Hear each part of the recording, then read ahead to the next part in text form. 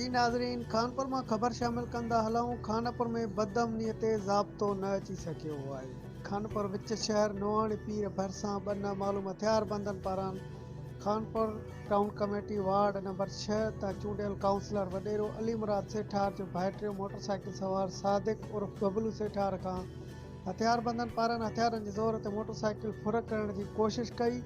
सादिक उर्फ बबलू पारां हथियारबंदनि सां मुज़ाहिमत करण ते नामालूम हथियारबंदनि पारां मोटरसाइकिल सवार सादिक उर्फ बबलू सेठार के हथियारनि जा बट हणी रतो रत करे संदसि खां 60,000 रुपया रोक रक़म मोबाइल फ़ोन फुर करे फरार विच शहर में फायरिंग कंदा फरार थी विया। उते मौजूद माण्हुनि ज़ख़्मी थियल सादिक उर्फ बबलू सेठार के खानपुर अस्पताल पहुचायो।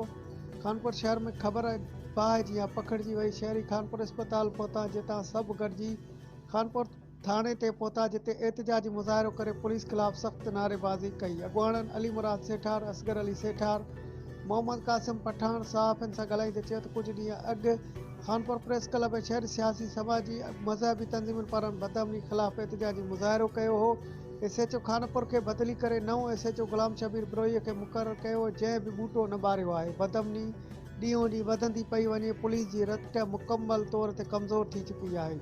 ॾोहनि में इज़ाफ़ो पियो थींदो वञे। खानपुर शहर जो अमन तबाह थी चुको आहे। असीं पुरअमन शहरी आहियूं। अॻुवाणनि IG Sindh DIG Larkana SSP Shikarpur खां मुतालबो कयो आहे त फुर थियल मोटरसाइकिलूं ऐं ॿिया सामान रिकवरी कराए ॾिनो वञे। ॿी सूरत में धरणे हणण जो चिता ॾिनो आहे। ॿिए तरफ़ एसएचओ खानपुर ॿुधायो त ॾोहनि ते मुकमल कंट्रोल कयो वेंदो। ॾोहारियुनि जो पीछो कयूं था। तमामु जल्द ॾोहारियुनि खे कानून जे गिरफ़्त में आणींदासीं।